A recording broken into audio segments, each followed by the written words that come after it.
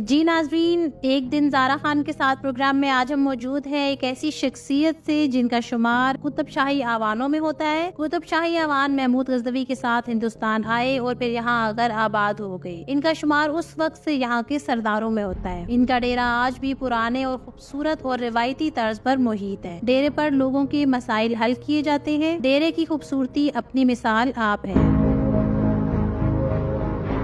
ہم موجود ہیں عطر یار اعوان صاحب کے ساتھ، جن کا شمار پنجاب کے مصروف اور معروف وکلاء میں ہوتا ہے۔ حق سچ کا ساتھ دینے والے، باعزت، باوقار اور خدمت خلق کا جذبہ رکھنے والے بہت ہی ہمارے معزز مہمان اس وقت ہمارے ساتھ موجود ہیں۔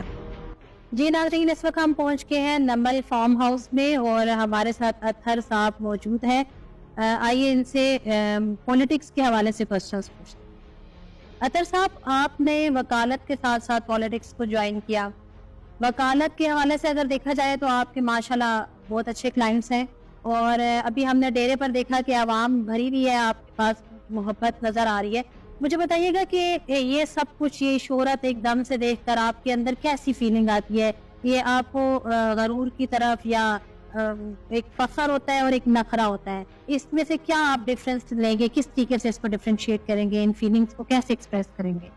یہ جو شہرت کہہ لیں یا یہ عوام کہہ لیں، یہ ہمارے لیے نئی چیز نہیں ہے۔ یہ ہمارے بلڈ میں ہے، اور یہ ہم لوگ جو ہماری لیگیسی چلی آ رہی ہے، اور لوگ اسی طرح ہم پہ محبت نچھاور کرتے، اور آج سے یہ نہیں ہے۔ یہ جب تک ہمارے فور فادر سے لے کے اور آج تک اسی طرح عوام میں ہم لوگ ان رہتے ہیں، چاہے الیکشن کنٹیسٹ کر رہے ہو یا نہ کر رہے ہو، عوام کے ساتھ ہمارا رابطہ ایسا ہی رہتا ہے۔ ہرگز ایسی بات نہیں ہے میرے دادا پردادا سے لے کے آج تک کسی میں کم از کم یہ غرور والا لفظ آپ نے کبھی سنیں گے بھی نہیں آپ لوگ۔ اسی طرح جتنی عوام آتی ہے، یہ کسی کو جب کوئی آپ سائل بن کے یا دوست بن کے آپ کو ملنے آتا ہے آپ کے گھر، تو وہ اللہ تعالیٰ کا بھیجا ہوا ایک فرشتے سے کم نہیں ہوتا، بلکہ وہ اللہ تعالیٰ نے آپ کو ایک اپورچونٹی دی ہوتی ہے، اور اس اپورچونٹی پہ یا تو آپ نخرہ کر لو، تو یا تو آپ اس اپورچونٹی سے آپ یہ کر کے اس کو اویل کر کے اور اللہ تعالیٰ کی طرف سے آپ کی برکت پڑ جائے۔ میرے خیال میں یہ لوگ برکت کے لیے آتے ہیں، اور آج سے نہیں آ رہے، صدیوں سے یہ سلسلہ چل رہا ہے۔ اچھا، پاکستان کی موجودہ صورتحال ابھی جو پولیٹکس کی ہے وہ کافی امبیلنس ہوئی بھی ہے۔ آپ مجھے بتائیں، الیکشنز کے بارے میں آپ کو کیا لگتا ہے؟ ہوں گے، نہیں ہوں گے، کب تک ہوں گے، کیا صورتحال رہی؟ دیکھیں جی، جو میری سٹڈیز ہیں ان کے مطابق الیکشن ہونے جا رہا ہے، چاہے کوئی اس کو سمجھے یا نہیں۔ ادروائز یہ جتنی جو سپیڈ اپ چیزیں ہو رہی ہیں، کتنی سپیڈ میں نہ ہوتی، تو میری ایکسپیکٹیشن یہ جیسے اب پہلا کیونکہ اکانومی کا فیکٹر تھا، اب یہ لوگ اکانومی کو کنٹرول کر رہے ہیں، اور اپنے آپ کو پولیٹکس میں جو پارٹیز نکل گئی تھیں، پولیٹکس سے تھوڑا دور ہو گئی تھیں، وہ خود اپنے آپ کو انوالو کر کے، تو مجھے یہ لگ رہا ہے کہ اب وہ الیکشن کی طرف، اور مجھے لگ ہی رہا ہے کہ یہ ستمبر اکتوبر میں شاید سی ٹی آئی کا حلقہ ہے، تو آپ کو کیسے خیال آیا اس حلقے میں کہ آپ کو الیکشن کنڈکٹ کرنے چاہیے؟ کوئی پیسے کا بلب ہوتا ہے اس کے پیچھے، یا کوئی بیک سپورٹ ہے آپ کو؟ یہ کیسے خیال آیا، اور آپ کو کیا لگتا ہے کہ آپ جیتیں گے؟ دیکھیں جی، سب سے پہلے اللہ تعالیٰ کا توکل ضروری ہے، اور ظاہر ہے ہم جیت کے لیے الیکشن کا ٹیسٹ کرتے ہیں، اور میں اللہ تعالیٰ کی مہربانی سے، والدین کی دعا سے اپنے پروفیشن کی پیک پہ ہوں، اور پنجاب میں پروفیشن کے اس معیار تک پہنچ چکا ہوں کہ مجھے ایم پی اے بننے یا نہ بننے سے کوئی فرق نہیں پڑتا۔ لیکن مجھے یہ ضرورت لگی، اور مجھے یہ لگ رہا ہے کہ اس کی ضرورت ہے اس وقت ہماری عوام کو بھی اور مجھے بھی، کیونکہ لیجسلیشن نہیں ہو رہی، قانون سازی نہیں ہو رہی، نالائق لوگ اسمبلیوں تک جا رہے ہیں۔ اور دوسری بات جو آپ نے کی کہ پی ٹی آئی کا حلقہ، دیکھیں حلقہ اللہ تعالیٰ کی ذات ہے۔ آج سے پہلے کبھی یہ مولانا عبدالستار خان نیازی کا حلقہ بھی رہا، کبھی نواب افضل آباد کا حلقہ بھی رہا، اکرام اللہ خان ہمارے وزیر تھے، ان کا حلقہ رہا، عمران خان صاحب اس سے جیتے رہے، ان کا حلقہ رہا، اور کافی بڑے نام ہیں جن کا یہاں پہ۔ تو ہمیشہ یہ پی پی 86 وہ حلقہ ہے جس نے ہمیشہ پورا سینیریو چینج کر دیے۔ تو یہاں پہ دلیری کو پسند کرتے ہیں، یہاں پہ کینڈیڈیٹ کی شخصیت کو پسند کرتے ہیں، اور یہاں پہ میرے حساب سے اہلیت کا ووٹ ہے۔ تو میں اس لیے جب تک یہ پی ٹی آئی کا گراف تھا بھی صحیح، ایک تو پہلی بات یہ میں کروں کہ پی ٹی آئی اور میرا کوئی نظریاتی کلیش نہیں ہے، نہ ہی کسی اور پارٹی کے ساتھ میرا کلیش۔ میرے پاس ووٹ بینک ہے، میرے پاس دوست ہیں، میرے پاس سوشل ورک ہے، میرے پاس فیملی بیک گراؤنڈ ہے، میرے پاس جو نعمتیں اللہ تعالیٰ کی دی ہوئی نعمتیں ہیں ان کا شمار میں نہیں کر سکتا۔ تو اور جتنے باقی میرے دوست لڑ رہے ہیں الیکشن، وہ بھی ہیلتھی کمپٹیشن ہے، لیکن کسی کا بھی اپنے یونین کونسل میں بھی ووٹ بینک نہیں ہے, جو کہ آل اوور دنیا والی آل اوور پی 86. مجھے رب کی ذات کے بعد عوام سے توقع ہے, اور آپ یہ دیکھ رہے ہیں کہ لوگوں کا ملنا جلنا اور جس طرح سے لوگ مجھے پروجیکشن دے رہے ہیں, تو یہ سب لوگ محبتوں سے دے رہے ہیں. اس میں کوئی پیسے کا بل بوتا یا اس میں کسی کی بیک, جب تک آپ کے پاس ووٹ نہ ہو, جب تک عام عوام نہ ہو, تو یہ ناممکن ہے. تو مجھے عوام کا کانفیڈینس ہے اور کوئی کانفیڈینس نہیں. اچھا, ایسے کون سے مسائل ہیں کہ ہمارے جو ملک کے مسائل ہیں, ہماری جو عوام کی پریشانی ہے وہ ختم ہی نہیں ہو رہی ہے؟ ایسی کون سی پرابلمز ہیں جو سیاستدانوں کے آڑے آ جاتی ہے؟ اگر واقعی سیاستدان مخلص ہے تو پھر ان کا تدراک ہونا چاہیے قانون سازی میں, اسمبلیوں میں, سینٹ میں. ایسے ٹھوس کام کیوں نہیں ہوتے؟ غربت کیوں وہیں کی وہیں کھڑی ہے؟ دیکھیں جی, پاکستان ایک بہت امیر ملک ہے ریسورسز کے حساب سے. ایون اگر آپ ضلع میاں والی میں کیا اتنی معدنیات ہیں, اتنے ریسورسز ہیں کہ اگر وہ آپ ڈسٹرکٹ کے اندر کسی طرح کے پروجیکٹ شروع کریں تو اس ڈسٹرکٹ کے ریسورسز اتنے ہیں. فرق ہے پالیسیز کا. پہلی بات, ان پڑھ لوگ, ان پڑھ ہونا بھی کوئی اس میں نہیں ہے. دیکھیں علم کے بھی درجے ہیں, ہو سکتا ہے دینی علم کسی کے پاس زیادہ ہو, کسی کے پاس دنیاوی ہو, لیکن کسی بھی چیز کی پولیٹکس کی بھی کے پیچھے بھی آپ کو کچھ تعلیم چاہیے. بنیادی کام آپ کا قانون سازی ہے. قانون سازی آپ کرتے نہیں ہیں, گلی نالی کی سیاست آپ کرتے ہیں. پھر سب سے جو ایک سوال میں بند کر دوں کہ جو ہمارے سیاستدان ہیں وہ پالیسی کو چلنے نہیں دیتے. میاں والی میں جیسے mother and child care hospital بنا, وہ پہلے کوئی نون لیگ نے اس کو پلان کیا, پی ٹی آئی نے اس کو کمپلیٹ کر دیا, اب وہ شاید کو پارٹیز کے آپس میں کلیش بن گیا, اب اس کو وائنڈ اپ انہوں نے کر دیا. تو کسی پالیسی کو چلنے نہیں دیتے. اب وہ اسپیسیفکلی اسٹیٹ آف آرٹ ہے مدر اور چائلڈ کے لیے, اس کو آپ اٹھا کے کہہ رہے ہیں جنرل ہاسپٹل بنا دیں. اس میں اربوں روپے کس کا نقصان ہوگا؟ آپ کو میرے ٹیکس کے پیسے کا نقصان ہوگا. تو پالیسیز, ایجوکیشن کی پالیسی, کوئی بھی میں ایک اور بات آپ کو, سیاستدان کوئی بھی پالیسی غلط نہیں بناتا, اس کا ہوتا ہے کہ پروجیکشن ملے, لیکن دوسرا آنے والا سیاستدان اسی وقت اس کو زمین پہ گرا دیتا ہے. تو پالیسی کی کنٹینیوشن, یہ تعلیم کی پالیسی ہو تو 30 سال کے لیے ہو, تعلیمی ایمرجنسی ہو, ہیلتھ کی ہو تو 10 سال 15 سال 20 سال کے لیے ہو, جسٹس سسٹم کی ہو تو 15-20 سال کے لیے. اس طرح سے چلے گا. جب تک پالیسیز لانگ رن نہیں چلیں گی پاکستان میں, یہ اسی طرح سلسلہ ایمبیلنس سے چلے گا. اطہر صاحب, ایک لاسٹ مجھے یہ بتائیے گا کہ آپ اپنے فینز اور فالوورز کو کیا سجیشن دینا چاہتے ہیں؟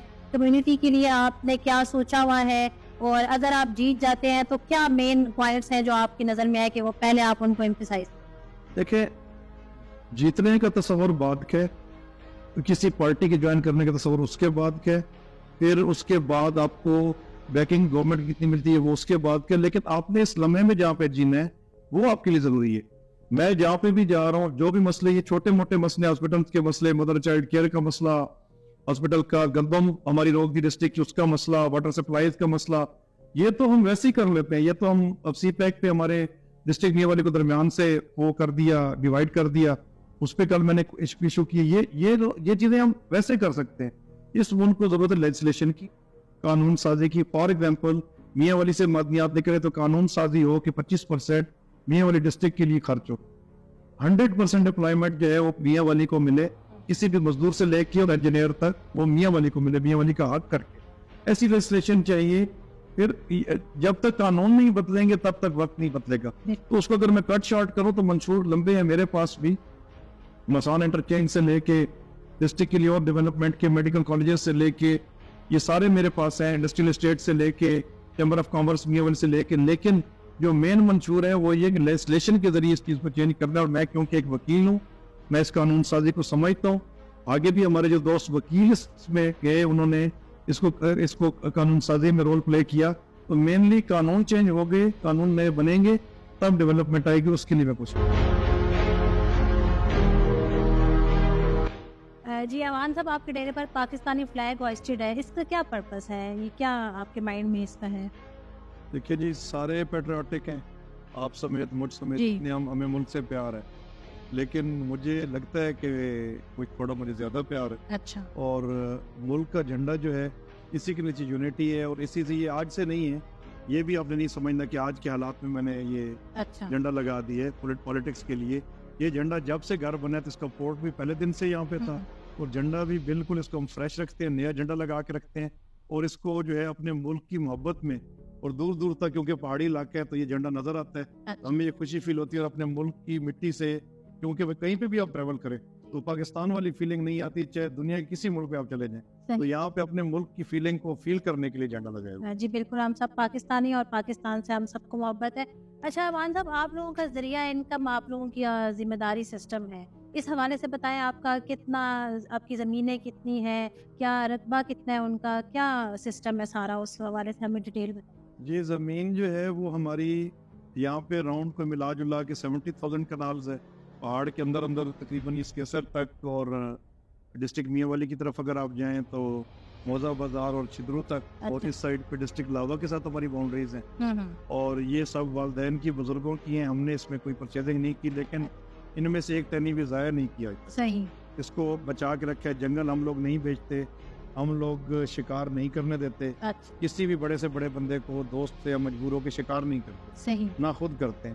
اس طرح سے ہم نے اس نیچرل ہیبیٹیٹ کو پروٹیکٹ کیے ہوئے، اور ظاہر ہے اس سے انکم بھی کافی اچھی خاصی انکم ہے. صحیح. اور اسی طرح ہماری نہری زمین بھی ہے جو ڈسٹرکٹ فیصل آباد میں ہے، اور گوجرا میں، صحیح، اور پیر محل میں، ملتان میں. وہاں پہ ہمارے نہری رقبے ہیں، تو وہ بس وہاں کی انکم علیحدہ ہوتی ہے. صحیح. اچھا عوان صاحب، آپ مجھے یہ بتائیے گا کہ یہاں آپ کا گھر ہے، آپ کی رہائش ہے، یہاں کی کمیونٹی کے لیے آپ نے کیا اسٹیپس؟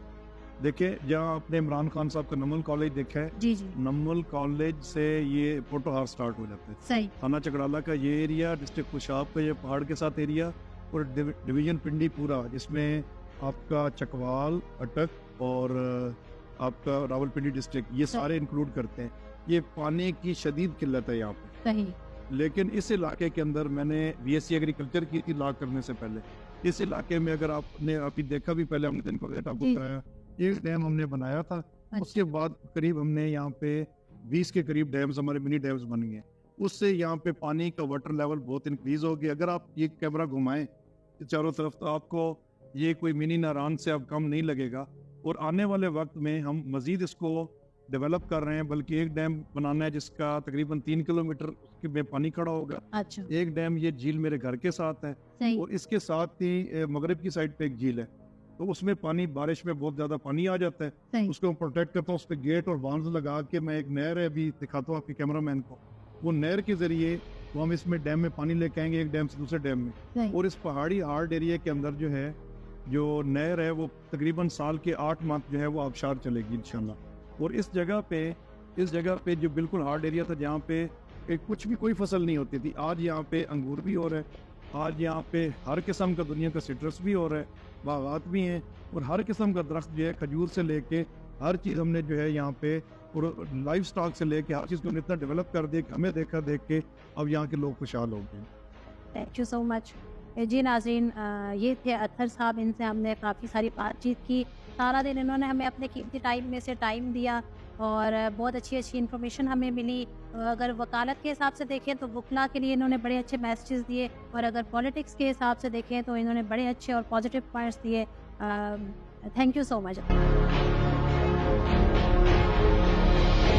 ناظرین، آج ہمارے وسیب کی اس میں بامسمہ شخصیت سے آپ کی ملاقات ہوئی. ہمارے معزز مہمان تھے ملک اطہر یار عوان صاحب. آپ اپنے نام کی طرح واقعی سردار بھی ہیں. اطہر یعنی پاک شخصیت کے مالک بھی ہیں، یاروں کے یار بھی ہیں، اور سیاست میں اپنے وسیب کے اونو مددگار بھی ہیں. جیسے آپ نے ان سنگلاخ اور ویران چٹانوں کو جنگل سے منگل بنا دیا، دعا ہے ویسے ہی آپ وکالت اور سیاست کی نئی قیادت کو بھی بام عروج تک پہنچائیں. دعا ہے سیاست میں آپ کا قدم بہار اور ہوا کے جھونکے کی طرح مثبت ثابت ہو. اگلے پروگرام میں نئی شخصیت کے ساتھ پھر ملیں گے. تب تک زارا خان کو اجازت دیجیے.